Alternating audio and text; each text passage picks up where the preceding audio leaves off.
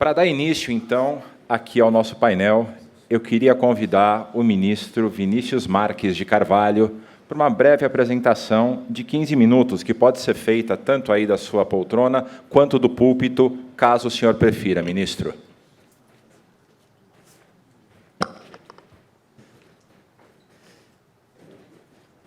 Oi, pessoal, tudo bem? Bom dia a todos e todas.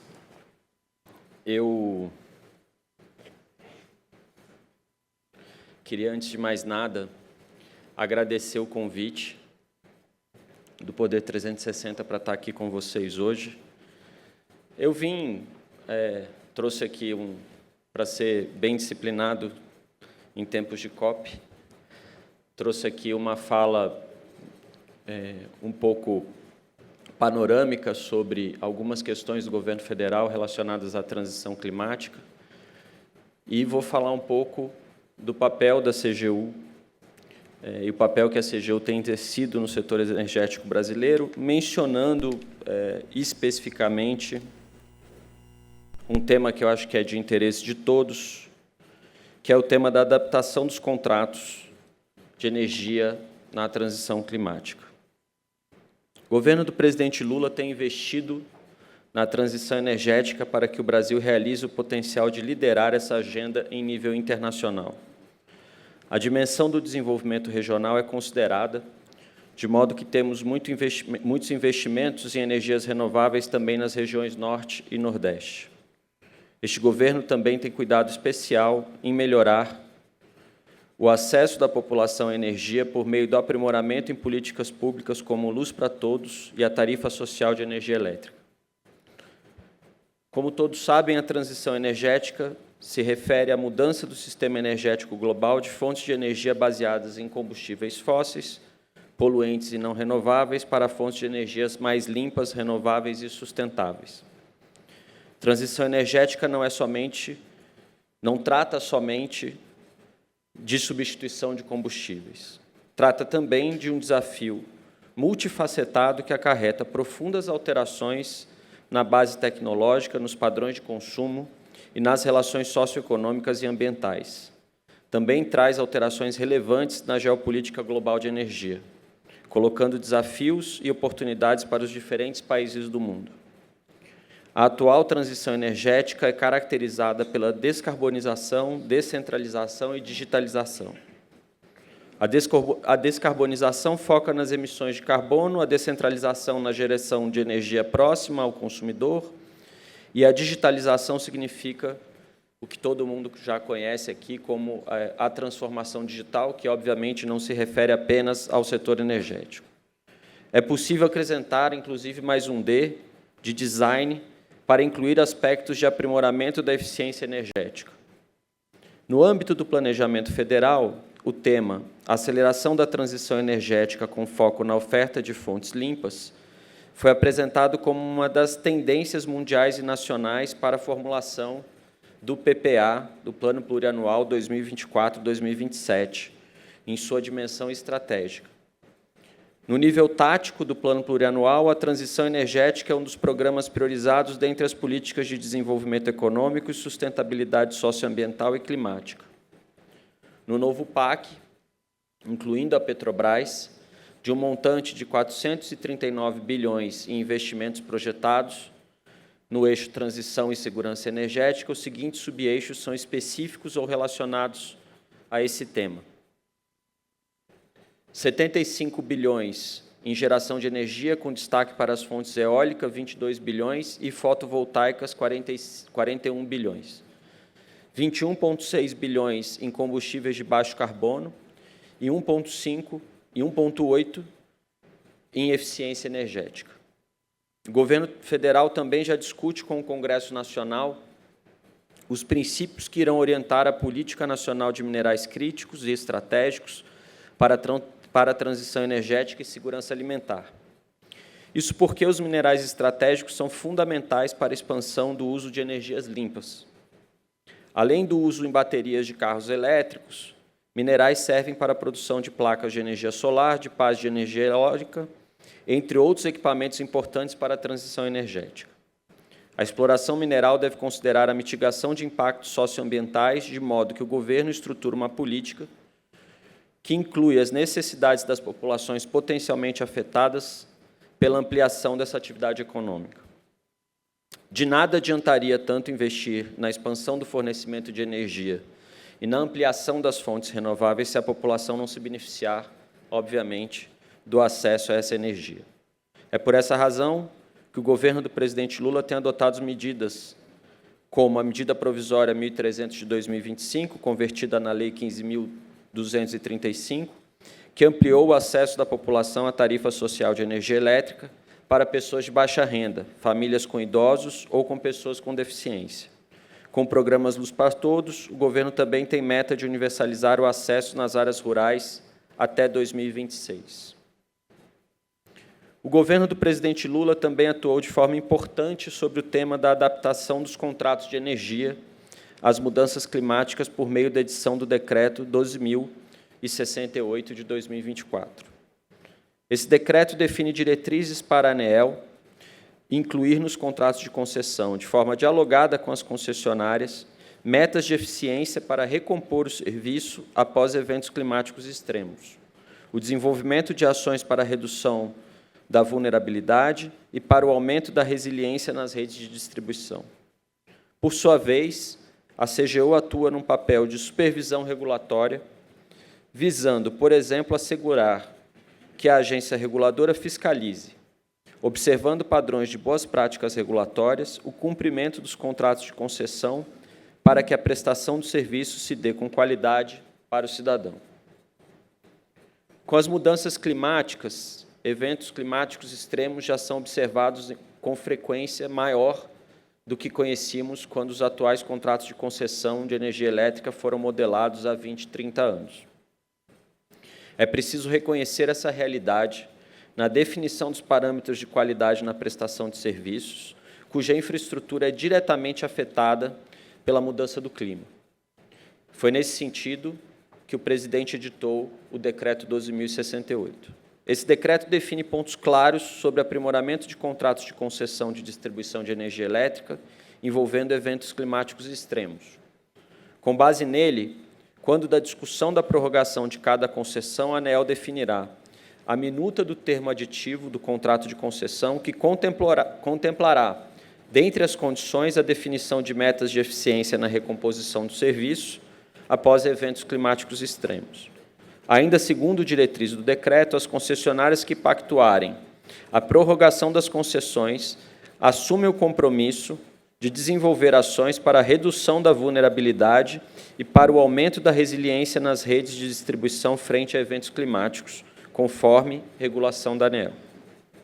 Consideramos que a estratégia adotada nesse decreto dá previsibilidade e respeita a segurança jurídica no setor, na medida em que o momento ideal com menores riscos para a inserção de alterações regulatórias se dá quando da pactuação das novas concessões ou durante o período da renovação das concessões de distribuição.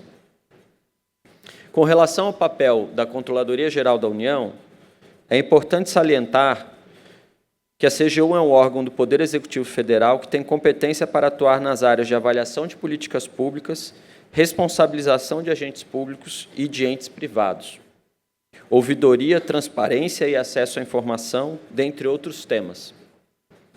Além de atuar de forma direta, por exemplo, realizando auditorias em ministérios, autarquias e empresas estatais, a CGU também exerce o papel de órgão central dos sistemas de integridade, transparência e acesso à informação. Isso significa que ela coordena e articula essas agendas, estabelece padrões para as práticas e as medidas de integridade, transparência e acesso à informação, e ainda trabalha para melhorar o acesso da sociedade a dados gerados e mantidos pelo governo federal. A CGU tem atuação relevante junto às agências reguladoras com impacto positivo que alcança o setor regulado e os cidadãos. Por exemplo, junto às agências reguladoras, atuamos com uma agenda de fomento à integridade pública e privada, com o programa Proética e com o programa Pacto Brasil pela Integridade Empresarial. Com a agenda de auditorias, a CGU verifica se as agências reguladoras implementam as políticas públicas definidas pelo Legislativo e pelo Executivo.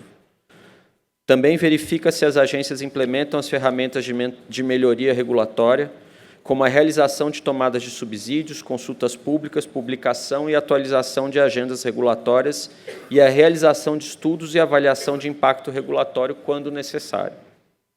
Por exemplo, foi com uma auditoria que a CGU verificou se a fiscalização da ANEEL sobre a concessionária de distribuição de energia elétrica atuou de forma adequada nos eventos climáticos extremos ocorridos em 23 e 24 no estado de São Paulo. Por meio dessa atuação, a CGU fez recomendação à ANEEL para aprimorar a regulação no que tange a avaliação e monitoramento do desempenho das concessionárias em situações de emergências climáticas.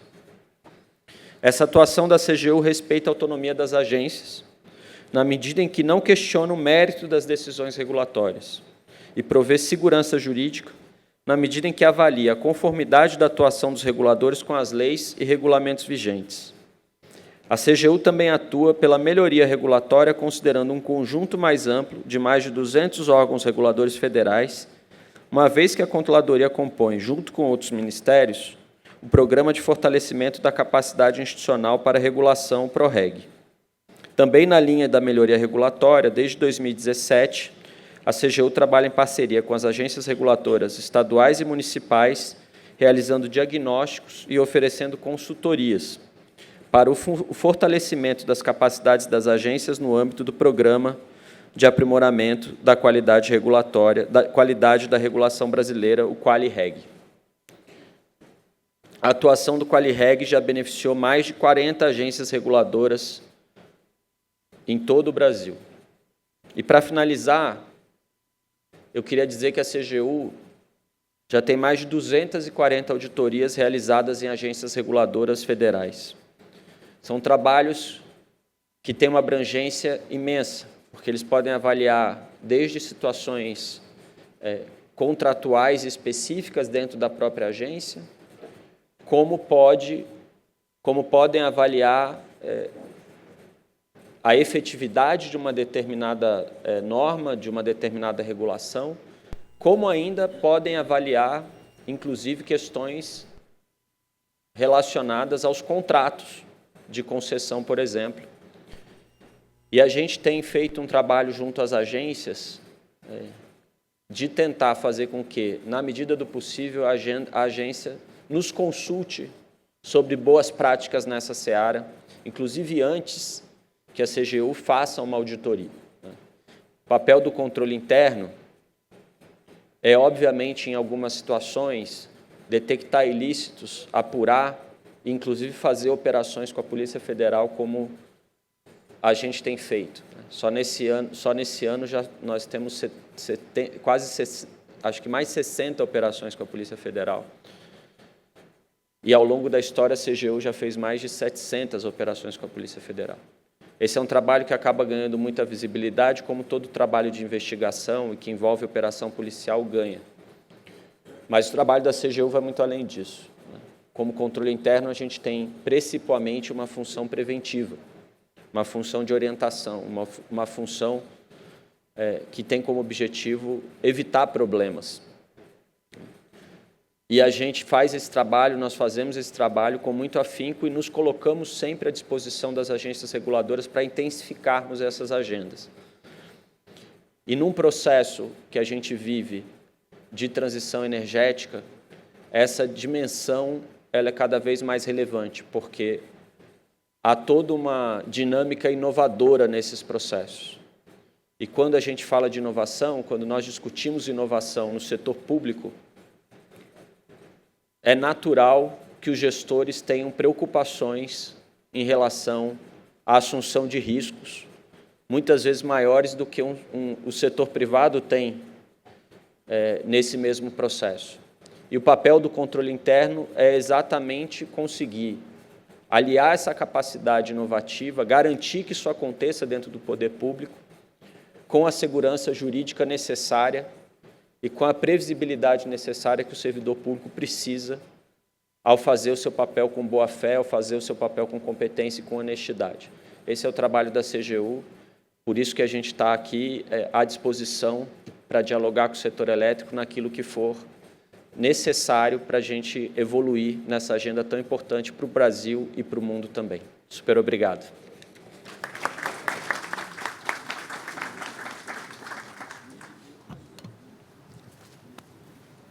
Bom, obrigado, ministro Vinícius Carvalho, né? Um amigo de longa data, né?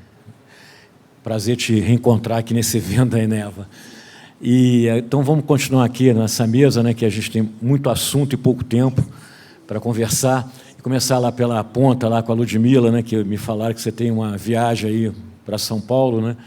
E, Ludmila, e a 1304, como é que a ANEEL pensa na regulamentação, essa questão aí de AGD tão falada hoje pela manhã aqui pelo senador Eduardo Braga, a questão das térmicas também, a gente está aí com um problema de potência, não um problema de energia no Brasil, né? Como é que a ANEEL está olhando esse cenário, Ludmila? Obrigada, Adriano. Queria começar agradecendo o convite para que a ANEEL participe desse evento, a Eneva, o Poder 360, dizer que é uma honra estar aqui numa mesa composta pelo Dr. Gerson Kelmo, pela Simone, pelo ministro da CGU. E é sempre importante a ANEEL estar nesses fóruns para falar da importância e como ela vê os aspectos presentes e os desafios para o futuro, né? A MP 1304, de fato, traz vários novos desafios do ponto de vista da regulamentação do setor. A ANEEL, a agência ainda está avaliando o texto da MP, até porque está aguardando a sanção, né, para que a gente possa dar os encaminhamentos com base no texto final, né, que vai ter sua vigência. Mas os desafios, eles circundam sempre, acho que três aspectos muito importantes na atuação da agência, né, que é o aspecto de uma matriz elétrica limpa, renovável, aliada, né, com as discussões atuais de transição energética, de sustentabilidade, a preocupação com as questões relacionadas à modicidade tarifária, né. Então, quando a gente fala de todas as discussões relacionadas à transição energética, a evolução da nossa matriz elétrica, as questões relacionadas à segurança de suprimento, de atendimento da demanda e até mesmo à segurança operacional do sistema. Então, quando a gente começa a fazer uma reflexão em relação a toda a evolução da matriz elétrica brasileira, da nossa matriz de geração, frente aos desafios atuais e aos desafios futuros, eu acho que é isso que a gente tem que ter em mente, né? Então, nós começamos, né, o setor elétrico começou com uma matriz, com uma operação que já era complexa, quando era baseada em duas grandes fontes, a hidroeletricidade e a termoeletricidade. E, desde então, nos últimos 20, 25 anos, que a gente tem visto é uma grande diversificação da nossa matriz, o que é algo extremamente desejável, mas que traz grandes desafios, né? Então, a gente começou a perceber a evolução para uma matriz renovável com grande variabilidade, com a entrada da geração eólica, depois a entrada da geração solar fotovoltaica. E, nesse mesmo período, né, em que a gente viu uma mudança da nossa matriz, que continua renovável, mas com outras fontes, a gente também percebe a redução da geração hidrelétrica, por exemplo, né? Então, além de uma redução da participação da hidroeletricidade na nossa matriz, a gente começa a perceber uma diminuição acentuada da nossa capacidade de reservação, né? Então, o setor elétrico, por muitos anos, trabalhou com uma grande bateria de água, uma grande caixa d'água, que eram os grandes reservatórios de acumulação. E, ao longo do crescimento da nossa matriz, a gente percebeu que a gente foi perdendo essa capacidade, né? O que trouxe desafios de operação e de atendimento da nossa demanda muito grande.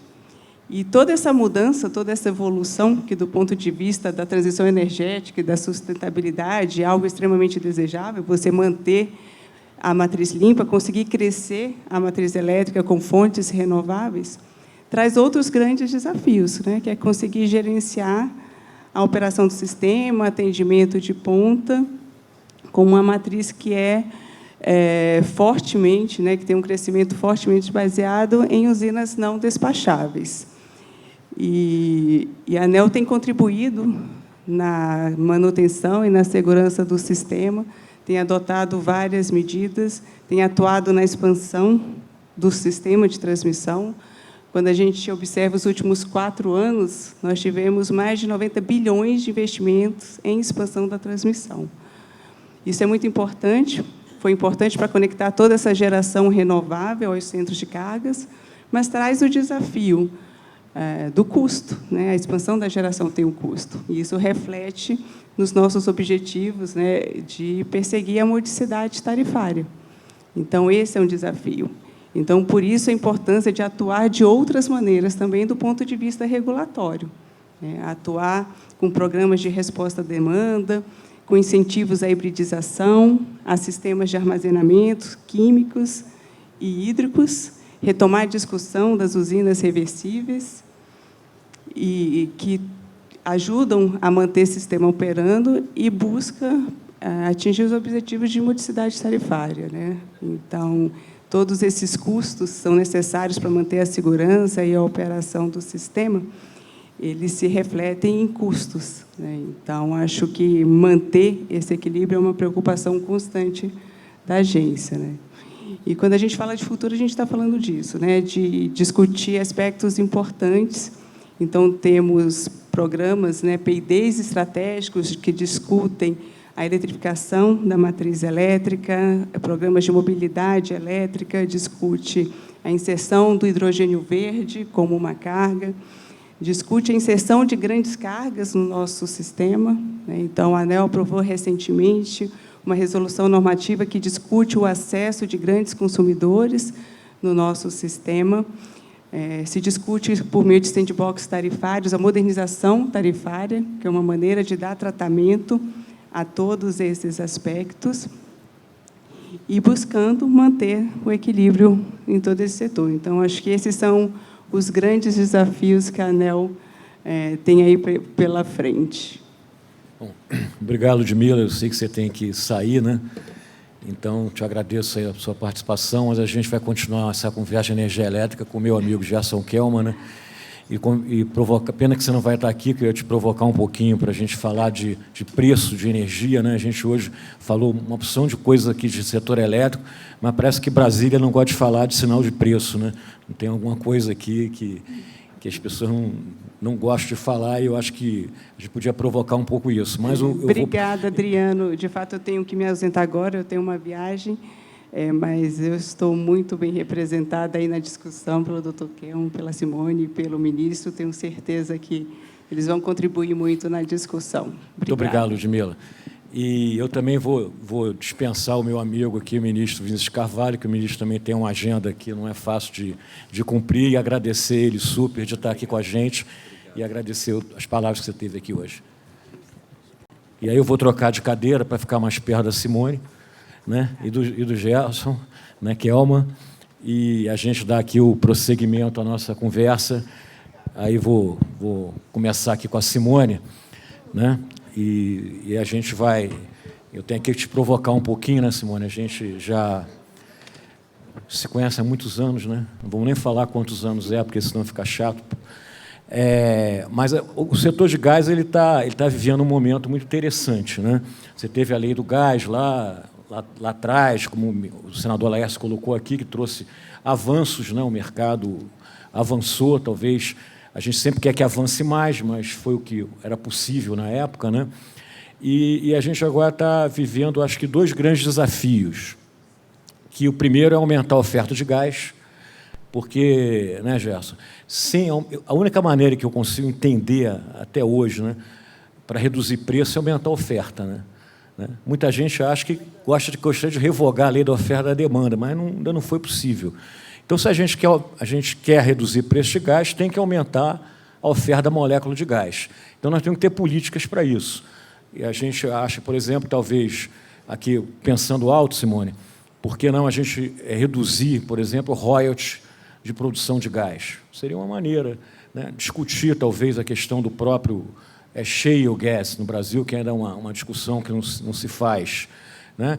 e discutir novas fronteiras, como até o próprio, agora, margem equatorial, Bacia de Pelotas, e tem uma fronteira que está muito mais próxima de acontecer, que é lá Sergipe, como foi falado hoje de manhã, e não está também com a velocidade que a gente desejava. Então, te provocar um pouquinho sobre essa questão de oferta. E depois te provocar um pouquinho também sobre essa tempestade regulatória que a ANP provocou nos últimos meses, né? Uma tempestade com uma opção de resoluções de consulta pública, um debate acalorado, muitas vezes até emocional, né? Mas que a gente tem que ter juízo, né, de deixar o emocional de lado e tentar ser o mais racional possível, né, porque é assim que a gente evolui. E ver como é que está esse calendário, né? Em particular, eu acho que se houve assim, uma crítica que se falava é hierarquizar as resoluções, né? Qual seria a que o mercado tem mais pressa?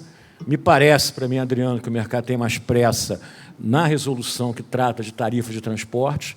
Como é que está isso lá na ANP? Então, é só isso, pouca coisa. Boa tarde a todos. Boa tarde, doutor Kelman. É minha segunda oportunidade de fazer um debate com o senhor, então eu sei que sairei muito melhor do que eu cheguei aqui, aprendendo muito. O Adriano já nos entregou, né? Vale o ditado, dê dinheiro, mas não dê intimidade. Então, ele já comenta que estamos conversando sobre gás natural há muito tempo, né, Adriano? E sobre muitos outros temas no setor de óleo e gás. Agradeço especialmente ao Fernando Rodrigues, do Poder 360, e o Lino Cansado, aqui da Eneva, pelo gentil convite à agência. A demonstração da importância desse evento é que estamos hoje, né, estávamos hoje com 3 diretores, então já tínhamos até maioria, se tivéssemos aqui decidido fazer uma votação. Cumprimento aqui o governador de Roraima, Antônio Denário, em nome dele, cumprimento todas as autoridades aqui presentes. E eu começo tentando organizar esses 2 grandes desafios que o Adriano comentou, né? O primeiro desafio, ele fala de oferta, né? A gente sabe que só se consegue preço no final do dia se tiver competição. Competição é pluralidade na oferta. Esse é um elemento fundamental para esse debate. E eu começo considerando um pouco quem é a ANP, né? Eu fiquei pensando um pouco, comentando tanto com o doutor Kelman quanto com o Adriano, e até com o próprio Aurélio, né, a quem eu sucedi, ex-diretor da ANP, hoje na Eneva, que certamente o que a gente traria de mais importante como agência reguladora de petróleo, gás natural e biocombustíveis, certamente era o olhar do gás natural. O gás natural é um ser diferente dentro da ANP, porque o gás natural ele é um setor hiperregulado, quando você compara ele com os demais combustíveis que nós regulamos. Quando você compara com os combustíveis líquidos, quando você compara com os biocombustíveis, quando você olha, por exemplo, o hidrogênio que está chegando. E, nessa hiperregulação, a ANP chega a fazer algo que a aproxima muito da ANEEL, que é a aprovação da tarifa de transporte.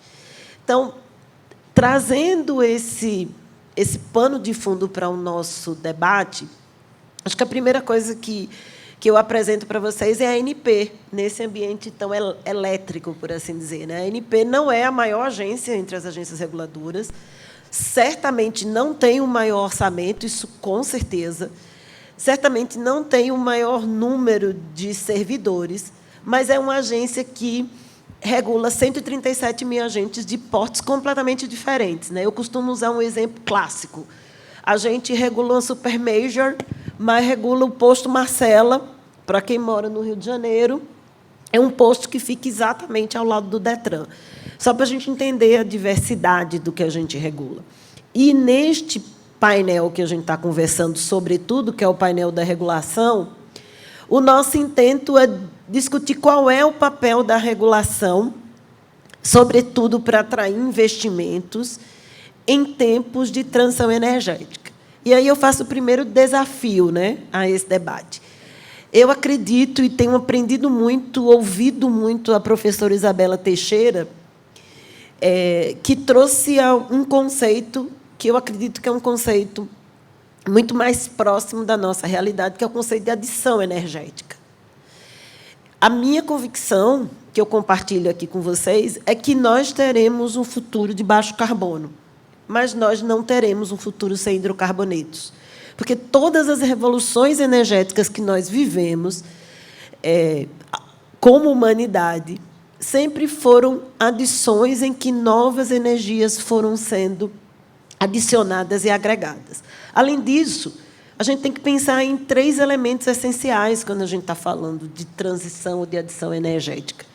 A gente tem que falar de acesso, a gente tem que falar de sustentabilidade e a gente tem que falar de suprimento de energia, de oferta de energia. E, quando a gente está falando de acesso, a gente tem que falar de justiça, de inclusão, ou seja, ninguém pode ficar para trás dentro da transição, e ela tem que ter o sinal de preço e modicidade capaz de incluir a todos. O nosso papel como regulador, começando aqui do início, né, por uma questão de princípio, é certamente agregar novas reservas. Agregar novas reservas é dar continuidade às nossas ofertas permanentes, seja de concessão, seja de partilha. Esse ano tivemos um ano bastante exitoso, fizemos uma oferta permanente de concessão que leiloou 34 novos blocos, com ênfase na Foz do Amazonas, na margem equatorial. Ela, sim, é um grande hotspot. A nossa última sessão foi na direção da Bacia de Pelotas, novas fronteiras importantíssimas para a reposição de reservas. Reposição de reservas é segurança energética na veia. E nós fizemos agora, recentemente, uma oferta permanente de partilha, também exitosa, com 7 blocos, sendo 5 deles arrematados, e com um recorde de participação da União dos contratos de partilha.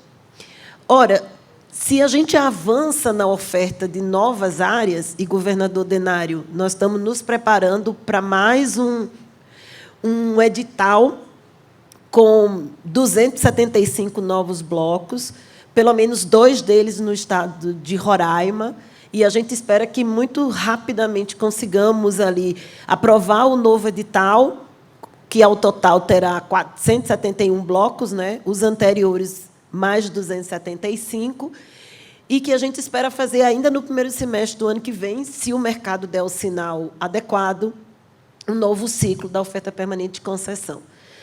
E aí é um grande destaque para nós, quando a gente olha para a reposição de reservas, foi a obtenção da licença da margem equatorial, uma vitória do setor ambiental, que agregou a esta atividade segurança, diretrizes, princípios de sustentabilidade ambiental, uma vitória do setor e, de alguma forma, um êxito também para o regulador, que já tem requisitos e regulação de segurança operacional que nos aproxima de uma atividade cada vez mais segura, mesmo na nova fronteira.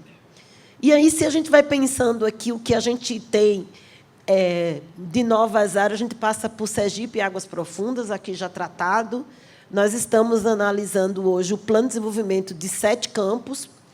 A nossa expectativa é, com a Petrobras trazendo as informações sobre as 2 unidades produtoras, esse projeto caminha para a etapa de aprovação do plano de desenvolvimento dentro da ANP.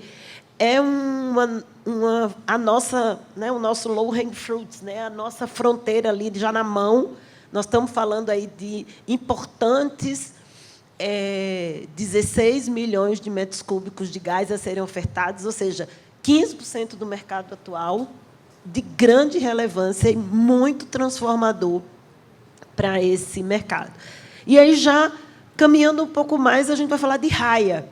Raia é outro projeto de gás relevante, que também traz 16 milhões de metros cúbicos de gás, um projeto mais próximo. A expectativa é que essa oferta de gás chegue em 2028.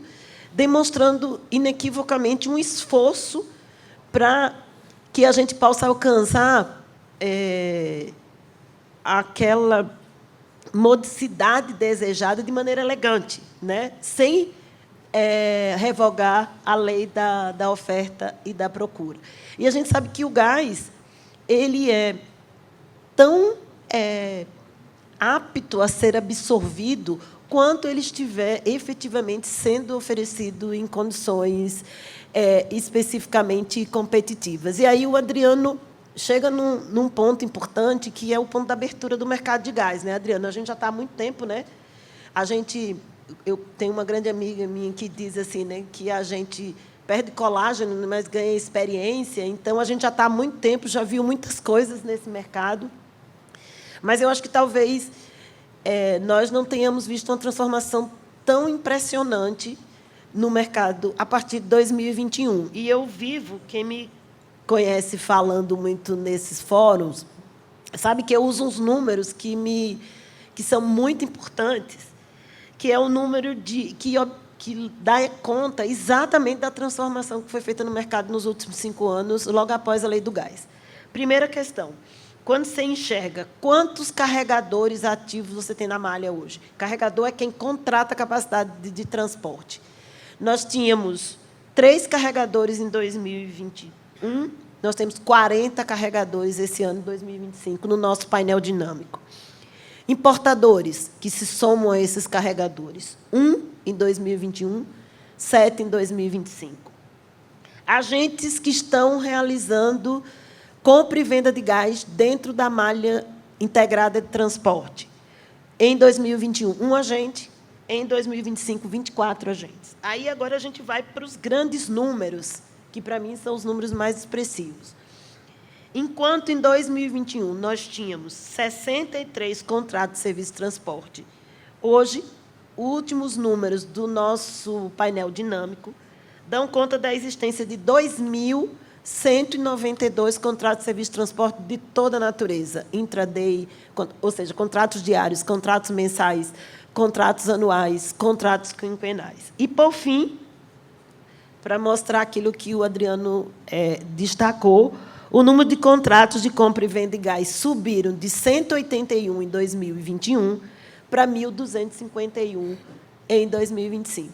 Só isso demonstra, se a gente for naquela lógica de copo meio cheio, copo meio vazio, que a gente pode olhar um copo meio cheio, porque tem uma transformação em curso importante. Mas essa transformação para 2025, ela requer a centralidade do transporte de gás, né? O Adriano falou da tempestade regulatória. Eu vou olhar isso pelo bom lugar, lembrando da Brasil Storm, que são os surfistas brasileiros que saem por aí nos campeonatos mundiais de surf e são autodenominados, né, Brazilian Storm. Então, que seja a nossa tempestade de regulação e olhando ela de novo do lado positivo. Havia uma... Eu não sei se vocês sabem, mas a ANP é citada mais de 90 vezes na Lei 14.134. Isso só traz grande responsabilidade para nós. E, de fato, o nosso fazer regulação, especialmente no setor de gás, que, como eu disse, é o nosso setor hiperregulado, se distingue de todos os outros setores, eu diria que ela é mais longa do que a gente gostaria, em alguma medida mais custosa. E esse ano realmente foi um ano de entrega da nossa agenda regulatória. Então, eu vou concordar com o lamento aqui do Adriano, que, de fato, são muitos temas, né? Classificação de dutos, revisão de tarifa de transporte, acesso à infraestrutura de GNL e a revisão tarifária, por assim dizer, que não é uma ação regulatória, mas acaba se transformando pela sua importância. Para os que acompanham o mercado de gás, sabe que este ano tem um marco fundamental, que é o vencimento de 2 relevantes contratos legados, a necessidade de realizar uma primeira revisão tarifária, por assim dizer, ou seja, definir a tarifa para os próximos 5 anos, das 2 mais importantes malhas que nós temos, que são a malha do Sudeste, Nordeste, mais o sistema isolado do Amazonas, e a malha da região Sudeste. E como nós estamos exatamente no 5º ano desde a nossa última revisão, essa revisão também engloba os outros 3 transportadores, a TBG, Gasoduto Bolívia-Brasil, a TSB e a Gás do Ocidente, a GOL. Então, realmente, a gente tem um ano de muito calor no tema. E houve um esforço e uma intenção do mercado de trazer contribuições e de trazer uma crítica que a gente acolhe como construtiva, de que, tanto para a agência quanto para o mercado, fazia sentido a gente olhar essa agenda de maneira faseada e, como disse o Adriano, priorizar. Assim é que, por exemplo, quando a gente está falando da regulação de classificação de dutos, obrigação legal trazida pela lei no seu artigo 7º, nós já estamos em deliberação no nosso circuito deliberativo. Pensem no plenário virtual do Supremo e pensem em algo bem menorzinho. É o nosso circuito deliberativo, que é um mecanismo de votação virtual para ajustar a agenda, levando para o ano que vem o debate de classificação de gasodutos. Também amanhã nós vamos levar para a decisão do colegiado um faseamento da revisão tarifária, né, já tentando introduzir o conceito de building block, para que a gente possa, por exemplo, olhar a revisão tarifária em 3 grandes momentos.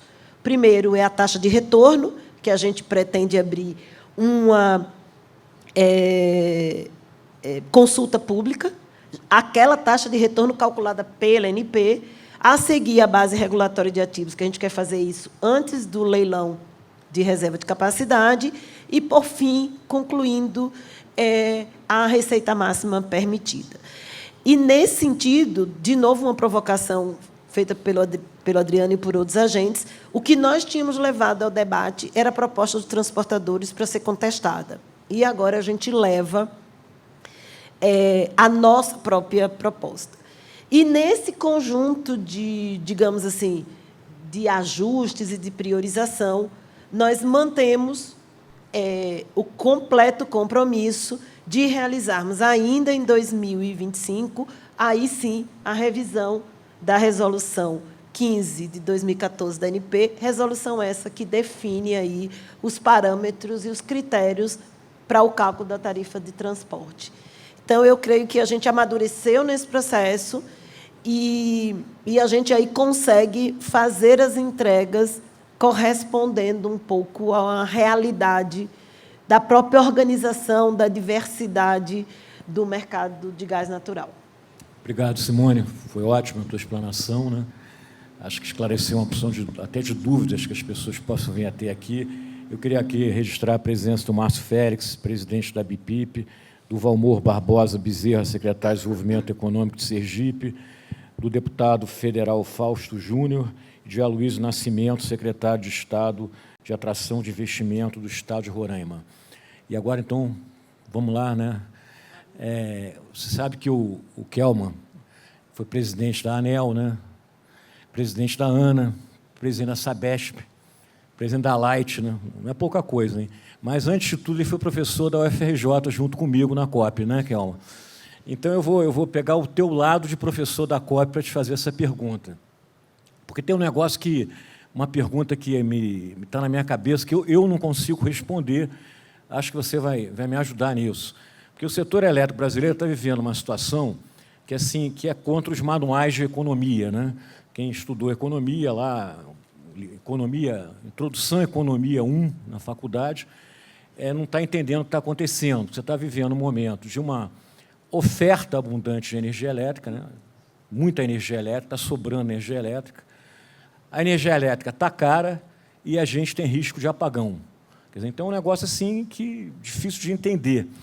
E aí também se fala muito agora, né, na questão da bateria, como se a bateria também agora vai resolver o problema do setor elétrico brasileiro. Eu acho que não, acho que resolve em parte, quero saber a sua opinião, mas também não é essa cocada toda que o pessoal está falando aí, né? E, por fim, para te deixar a última provocação, como eu falei aqui no início nessa nossa conversa, eu sinto falta do debate, que eu acho que a maior modernização que o setor elétrico brasileiro poderia ter, Kelman, seria a gente ter sinal de preço. A gente não tem sinal de preço, a gente não discute isso no Congresso Nacional, a gente não discutiu isso na 1304, né? A gente viu o discurso do senador Eduardo Braga, não se tocou nisso, né? Então, eu queria o teu posicionamento em relação a tudo isso. Bom, muito obrigado, Adriano. Muito boas perguntas. Nós estávamos ali juntos conversando, mas ele não deu cola do que ele me perguntar, não. E é uma satisfação estar com você, Simone, no mesmo evento. Agradeço a Eneva e Poder 360 pelo convite. A primeira pergunta, quer dizer, que paradoxo é esse? A gente aumenta a oferta e o preço sobe, e continuamos tendo risco de apagões, que é isso mesmo. Bom, é porque nós ficamos... O senador Eduardo Braga fez uma apresentação muito competente sobre a situação, enfim, o panorama do setor elétrico brasileiro. E ele explicou que, essencialmente, nós temos sobra de energia quando o sol brilha, né, e falta de energia quando o sol se põe. E nós continuamos a medir, vamos dizer, o que nós queremos, continuamos medindo como energia, e não é mais energia. O que nós precisamos agora, o que o sistema precisa, é potência, é inércia, é flexibilidade, são outros atributos que lá atrás, quando o sistema era hidrotérmico, esses outros atributos vinham sem nós nem percebermos, porque as usinas hidrelétricas têm inércia, têm potência, são despacháveis, e tínhamos um problema lá atrás, que era, quando tinha uma seca, aí as térmicas tinham que entrar, e elas entravam de uma forma, assim, por meses a fio. Hoje, não. Hoje, as térmicas ligam, algumas, como de carvão, estão ligadas 24 horas por 7, não para atender uma necessidade energética, uma necessidade média, e sim a necessidade máxima, que é do pico, né? E por que elas têm que ficar ligadas? Porque elas não têm flexibilidade suficiente para isso. Nesse sentido, as usinas a gás ciclo aberto são mais flexíveis, mas e elas podem completar isso, que é o pico. Então, nós continuamos procurando, medindo reais por megawatt-hora como a unidade do que a gente quer, mas, na realidade, não é isso que a gente precisa de outros atributos. E como é que isso surgiu? Surgiu lá atrás, quando nós, e o senador Eduardo Braga explicou bem, para evitar uma crise, e não só isso, para incentivar novas tecnologias, foram dados incentivos muito generosos a geração distribuída e as novas renováveis, porque a hidrelétrica também é renovável, que são as eólicas e solar centralizadas, e que esses subsídios, há muitos incentivos, já deviam ter sido extintos, não precisam há muito tempo não precisa mais. O que nós temos hoje, então, é um fenômeno curioso, que a oferta vai crescendo não porque tem uma demanda, e sim porque tem um lobby, né? Quer dizer, o nosso principal problema é de governança. Nós temos uma competição não entre agentes, qual é o mais eficiente, e sim qual é o agente que consegue colocar alguma coisa, uma legislação que vai compulsoriamente contratar alguma geração que nós não precisamos mais. Então, o ponto principal da minha fala é esse. O nosso problema do setor elétrico, e temos um problema sério no setor elétrico, o nosso problema não é técnico, é de governança. Bom, dito isso, deixa eu elogiar um pouco. Quer dizer, nós acabamos, o Congresso Nacional acabou de aprovar a conversão da medida provisória 1304.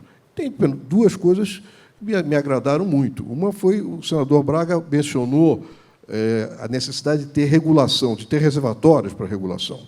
E não é só para o setor elétrico. Quer dizer, mudança climática tem que ser enfrentada em duas dimensões. Mitigação, quer dizer, emitir menos gases de efeito estufa, e outra, adaptação. E o que a humanidade faz em adaptação, sob o ponto de vista de variação hidrológica, desde 5.000 anos atrás? Constrói reservatórios. Não é só para a produção de energia elétrica, é para abastecimento das cidades, é para irrigação, para tudo. Então, nós precisamos realmente deixar de ser um pecado capital construir reservatórios, e isso, a conversão da 1304 tratou, cuidando de que o licenciamento ambiental, em alguns casos, pode ter um fast track. Eu acho que isso foi um avanço positivo. Também, para falar de outra coisa que também positiva, foi limitar a CDE. Realmente, colocar um teto na CDE, que, como o senador disse hoje, já está em 50 bilhões de reais por ano. Nós, toda hora, vemos nos jornais, e com razão, críticas, que eu também endosso, às emendas parlamentares, que estão nessa ordem de grandeza, 50 bilhões por ano. E, sem ser muito percebido, tem 50 bilhões por ano, de reais por ano, a mesma quantia de subsídios na CDE. Quer dizer, isso é uma entrave ao desenvolvimento do Brasil. Nós não conseguiríamos ter energia barata e, se isso continuar, e não seremos competitivos se isso continuar. Bom, você tinha feito uma segunda pergunta que eu escapei. As baterias. Ah, sim. Aí a segunda pergunta e a terceira.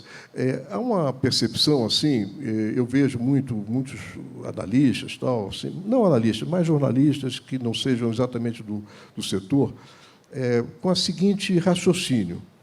Bom, se nós temos sobra de energia nas horas de sol e falta de energia às 7 da noite, precisa armazenar. E é claro que sim, é isso mesmo. Agora, isso está só correto. E esse armazenamento, como disse o senador, pode ser feito por baterias ou por usinas reversíveis, né, hidráulicas reversíveis. Agora, isso não quer dizer que vai eliminar o curtailment. O raciocínio, até aqui estava certo. O que está errado é imaginar que só com armazenamento você elimina o curtailment. Por que razão? Porque o que sobra de energia nas horas de insolação é muito mais do que falta nas horas das 7 da noite. Então, curtailment é fruto de uma falta de planejamento, de sinais de estímulos econômicos, falta de sinal de preço, que exato, eu concordo com você, Adriano, falta sinal de preço, que nós fomos errando ao longo dos tempos, e essa medida 1304 não resolveu. Vamos falar de geração distribuída. Quer dizer, qual era a ideia original? A ideia original era o seguinte: você dava uma colher de chá para quem colocasse uma placa solar no seu telhado, porque era uma tecnologia cara. Você dá uma colher de chá dizendo o seguinte: eu dou o que está custando aqui de fio, eu não vou te cobrar. A parte de fio eu não vou te cobrar. Você compra a sua placa solar. A placa solar diminuiu barbaramente, né, e continuou se dando desconto de fio, com um agravante. Hoje, diferente do que era 10 anos atrás, a variação do preço, do custo horário da energia, portanto, do preço, é enorme. Então, quem tem GD, né, tem duplo vantagem: não paga o fio e tem um escambo em quilowatt-hora. Outros países, a Califórnia, por exemplo, já passou por isso. E aí, lá pelas tantas, disse: não, vamos parar com o escambo. Escambo, eu quero dizer, você injeta na rede quilowatt-hora e retira da rede quilowatt-hora. Bom, você injeta quando a quilowatt-hora está barato e tira quando está caro. Não era assim 10 anos atrás, agora é. Então, países que passaram por essa experiência saíram do net metering, que é esse quilowatt-hora, e foram para um sistema de que você compra e vende energia. Você paga, quando você injeta, você recebe ao preço daquele momento. E quando você tira, isso seria uma medida para dar justiça, porque todos que estão pagando, alguns não pagam, os outros pagam. Não tem pizza grátis, né? Quem não paga, o outro paga. E o outro é, como disse o senador, aqueles sem placa, né? Então, ainda fazendo um elogio, hoje eu estou elogiando bastante o senador, no relatório dele, que tinha sido aprovado na comissão, tinha lá uma espécie de freio de arrumação para a GD. Ele cobrava 100 reais, 20 reais por 100 megawatts. 20 reais por quilowatt-hora, né, ou 200 reais por megawatt-hora.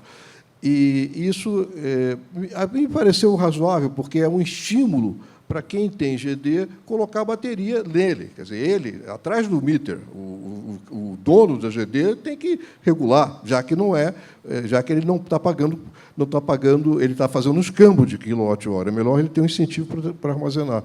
E isso caiu, na minha opinião, lamentavelmente, porque tudo foi aprovado, desde a comissão até o Senado, no mesmo dia. Quer dizer, nem se discutiu, e isso, lá na hora do plenário da Câmara, caiu isso. E outra coisa também que se modificou na plenário da Câmara, que me parece ruim, é que, no relatório original, o curtailment, quer dizer, esse é o grande problema hoje do setor elétrico. Quer dizer, o que se faz com o curtailment?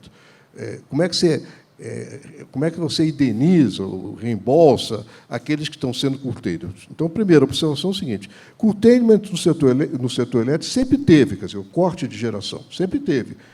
Uma hidroelétrica, quando ela verte energia turbinada, verte água que poderia ser turbinada, ela está sendo cortada, ela não tem carga para receber ela, né? Então, ela está sendo cortada. Então, isso sempre teve. Mas agora, com as eólicas e solares centralizadas, com a competição da solar GD, elas começaram a ter cortes por razões que a gente conhece. E tem essa discussão do reembolso. O que a ANEEL estava propondo, até onde eu acompanhei? Bom, se o corte, o curtailment, tem origem na falta de uma linha de transmissão, tem que ser reembolsado, porque não é culpa do agente. O agente investiu contando que o planejamento ia ter uma linha de transmissão. Não teve. Então, ele tem que ser reembolsado. Tem uma outra categoria mais discutível, que é uma questão de confiabilidade. Essa, talvez, no relatório dizia que também seria reembolsado por confiabilidade. Teria o que discutir, mas não vou abrir esse capítulo. O terceiro é falta de demanda energética. Então, isso é como se fosse assim. Imagine um bairro que tem uma padaria, e essa padaria, todos os habitantes do bairro consomem nessa padaria. E aí ele vende café, numa máquina super espetáculo, e um pão muito bom. Aí, com o avanço da tecnologia, as pessoas passaram a ter máquina de fazer café em casa, e suponhamos que tem uma máquina de fazer pão em casa. E aí diminuiu o negócio dele. Bom, e aí se propõe o quê? Que as pessoas que pararam de ir na padaria continuem pagando pelo pão que não consomem e pelo café que não tomam? Não faz sentido. Quer dizer, isso é um risco de mercado. Mas querem socializar isso. E aí, numa emenda que ficou lá na Câmara, colocaram lá um texto de difícil compreensão, que, mesmo esse da energia, poderia ser, até um certo limite, da energia renovável. Um texto confuso que eu não entendi muito bem, mas que eu temo que seja passível de algum tipo de manipulação. Duas últimas coisas para terminar. A primeira que se falou aqui, eu falei antes, logo no início, que o problema principal é a governança, né? E a governança por quê? Porque, eu repito, a competição se dá por quem tem maior influência política e não por quem é mais economicamente eficiente. Nós temos que mudar isso no país, senão nós não vamos avançar. Isso é a primeira coisa. E exemplo disso, tem uma medida provisória no Congresso que coloca, digamos, estou falando da governança, quer dizer, do avanço vamos dizer, de elementos políticos, de agentes políticos sobre temas muito complexos, técnicos, que deviam estar na alçada só da ANEEL. Então, uma medida provisória que diz o seguinte: olha, decisões da ANEEL devem ser revisadas pelo Congresso. Acho que isso é um desastre para o país. Desastre. Está lá no Congresso uma medida provisória. E exemplo prático. Eu tenho a impressão que hoje, eu li recentemente, que eu acho que é hoje, o Congresso vai decidir sobre um decreto legislativo, esse é famoso, um exemplo quase de livro-texto, um decreto legislativo que trata de sinais de preço. Quer dizer, o que é sinal de preço? O sinal de preço é onde tem muita oferta, o que você falou no início. Vou terminar com a sua pergunta inicial. Onde tem muita oferta, né, e pouca demanda, o preço é baixo. E o contrário, né? Então, a ANEEL desenvolveu uma tecnologia, uma metodologia para calcular sinal de preço. O que significaria na prática? Que, como no Nordeste tem mais oferta do que demanda de energia, o preço da energia lá seria baixo. Seria um fator, talvez, de atração de novas instalações, novas indústrias, ou, no mínimo, baratear a conta de luz da Dona Maria, que mora lá no Nordeste. E, o contrário, no Sudeste. Aí, a ANEEL fez o que me parece correto, sinal de preço. Aí vem o Congresso e diz, não queremos sinal de preço. É esse decreto que vai ser decidido, se não me engano, hoje. Bom, e por quê? Qual é o interesse que está sendo defendido nesse decreto legislativo? Da Dona Maria, da conta de luz da Dona Maria, que mora no Ceará ou no Rio Grande do Norte? Eu acho que não. Eu acho que o interesse que está sendo defendido são dos agentes geradores que estão lá, que não querem vender com uma energia mais barata. Mas é preciso ficar claro a quem está se defendendo. Por último, realmente, falou-se muito de gás, interface gás e energia elétrica. A interiorização de gasodutos é algo que pode ser muito interessante para o Brasil, muito interessante. Muitas tentativas sendo feitas nisso, e a dificuldade principal está na associação com o setor elétrico, porque nós precisamos de térmicas flexíveis. E térmicas flexíveis são boas. Agora, o gás no interior tem muitos outros benefícios que não são só do setor elétrico, na indústria e na agricultura, por causa dos fertilizantes. Agora, o que não, a batalha que se dura aí 20 anos, 25 anos, eu já, desde a minha época da ANEEL, está em quem vai pagar isso. Eu acho que isso é uma decisão estratégica do país, mas que não deve ser jogado de uma forma escamoteada dentro da conta de luz da Dona Maria. É só isso. Obrigado. Bom, Wilson, obrigado aí. Eu acho que não falta assunto, né? A gente podia ficar aqui, acho que a tarde inteira, então vamos falar com o Fernando Poder 260, né, Fernando, fazer outro evento para a gente discutir esses temas aqui de energia elétrica, de gás, né, porque eu acho que essa discussão dos gasodutos, interiorizar gasoduto, é uma discussão que eu tenho com o Kelma há algum tempo, é um ponto de divergência entre a gente, mas fica para outro dia. E eu queria agradecer mais uma vez a Simone, agradecer o Gerson, acho que foi super bacana aí, acho que a gente conversou de temas bastante relevantes, e acho que todo mundo deve ter gostado aí dessa conversa nossa aqui, super informal, conversa entre amigos. Então, tá bom? Então, um abraço a todos aí. Eu passo aqui a palavra final para o Guilherme. E chega ao fim o seminário Energia e Desenvolvimento Regional, Convergência para o Brasil do Futuro, nesta quarta-feira, 5 de novembro de 2025. Em nome da Eneva e do Poder 360, eu agradeço a todos os painelistas pelas contribuições apresentadas neste encontro. Obrigado a todos os presentes e a todos os web espectadores que acompanharam o seminário pelo canal do Poder 360 no YouTube. A cobertura completa e o vídeo gravado deste seminário estão no site do Poder 360. Muito obrigado.